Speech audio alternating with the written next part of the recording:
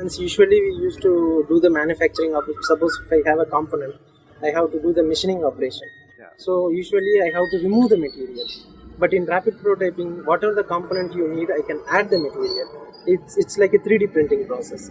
Usually in paper, we will print a letter. If suppose in the same paper, same letter, if I print for 10 to 20 times, then I will get a 3D object. Yeah. So in the same way, if I want to build any kind of component, I can create a CAD model of that component. Like what letter we are typing in Word, I can create a CAD model of that component and I can give it to this machine. This machine, like a additive technique, it will cut slice by slice and it will construct a 2D model. If I build the in 2D model in another direction, we will get a 3D model. So I'm using this technique. This technique is already available, Yeah. but so far they have done it only in a single material.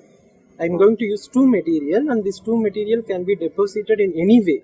I'm using a polypropylene component, which is very flexible, and another one is a acrylic component, and it is also it is not that much flexible as polypropylene.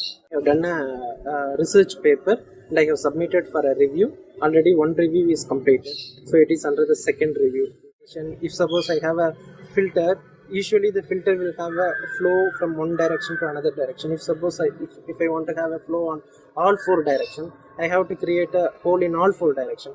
And if I want to have it in a randomly oriented manner, I have to create a holes in randomly manner. But randomly we cannot do it in a traditional manufacturing process, and there is some constraint in fabricating this. So I'm using this technique. So whichever the way we want, we can do it. We can fabricate with the help of this additive manufacturing technology. And apart from that, we can use it for scaffold also. Suppose if we have a fracture, and this fracture will be replaced by some implant. So implant, usually they won't go for a solid implant, they will go for a porous implant. This porous should allow the flowability of your nutrient.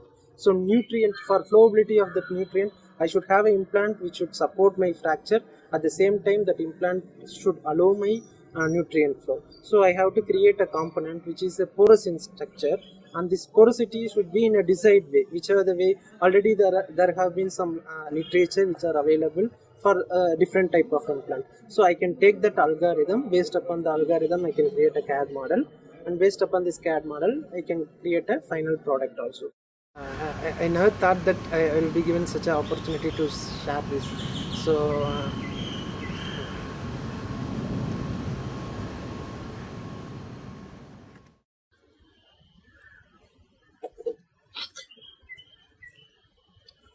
so that was very difficult. Even for that, I have to go for some part-time job to complete my studies.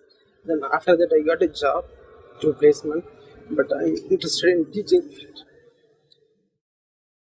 Even apart from that research, I'm interested too much in teaching. But as in engineering field, if I want to take some postgraduate students to, if I want to teach some postgraduate student, I should be in position to have my PhD degree.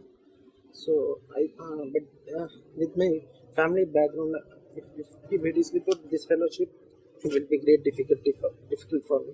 Either I can take some part-time job, and after that, after some year, I can come for this research program. But because of this fellowship, and without taking up any part-time job, I'm happy to do this. So I should thank all the people who are behind this fellowship and the government of India for providing this fellowship.